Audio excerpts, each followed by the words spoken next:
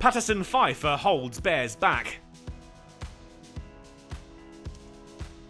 Warwickshire did well on day one to deny the form side of the LV County Championship.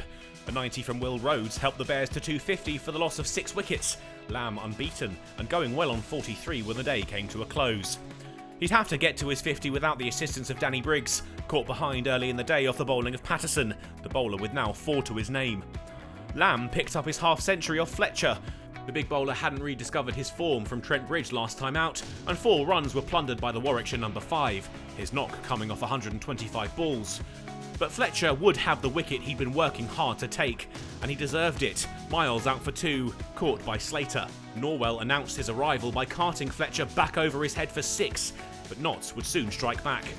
Patterson had Pfeiffer, his 5th wicket the big one. Lamb caught by sub-fielder Hutton, and Warwickshire now down to their last wicket. That wouldn't prevent them reaching 300, just in time too. 4 from Hannon Dalby added another bonus point with the final eligible delivery. The 10th wicket pair put their foot down. They had an opportunity to go big and did what they could. Norwell continued to send the ball flying into the stands, while Hannon Dalby kept the ball on the deck to bring up a 50-run partnership. Their fun came to an end to Patterson White, Hannon Dalby caught by Mullaney at slip, and Warwickshire all out for 341. While day one was all about Rhodes, Matt Lamb had impressed on day 2. His stand key as wickets started to tumble. Norwell and Hannon Dalby had added some gloss with their final wicket stand. Patterson impressed for the visitors, his 5 wickets taken for 90 runs. Nottinghamshire had enough time to add 6 runs before the lunch break. They'd have to get their innings going in earnest in the afternoon session. Hamid and Slater added 22 in the 13 or so overs possible before rain started to fall, and it hung around long enough for an early tee to be taken. And their patient approach continued when they got back out there, the pair once again putting on an unbeaten 50-run partnership, Hamid keen to impress after his recent recall to the England setup.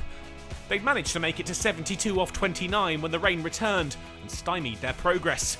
And the disruptions did some of the work for Warwickshire.